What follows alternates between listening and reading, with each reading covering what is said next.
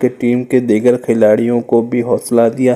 ان کی لگن اور محنت نے یہ ثابت کر دیا کہ وہ صرف ایک اچھے کھلاڑی نہیں بلکہ ایک ایسے کھلاڑی ہیں جو اپنی ٹیم کے لیے فیصلہ کن ثابت ہو سکتا ہے۔ کچھ سالوں کی محنت کے بعد ثقلین مشتاق کو پاکستان اے ٹیم میں شامل کیا گیا۔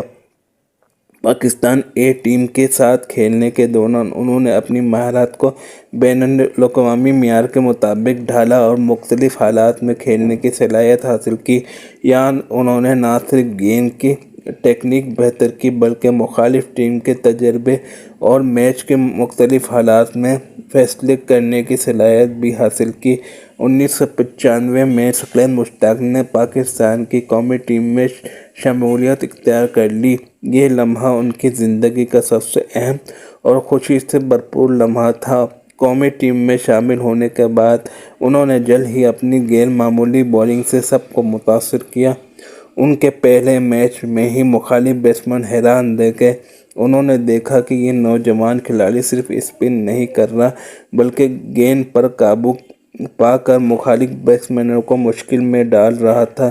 ثقلین کے کوچز اور سینئر کھلاڑیوں نے فوراً محسوس کیا کہ یہ نوجوان کھلاڑی بہت بڑا ٹیلنٹ رکھتا ہے۔ انہوں نے ثقلین کی رہنمائی شروع کی اور انہیں مختلف حالات میں کھیلنے کی تربیت دی۔ ثقلین نے ہر میچ میں اپنی محنت کا مظاہرہ کیا اور اپنے کھیل کو مزید بہتر بنایا۔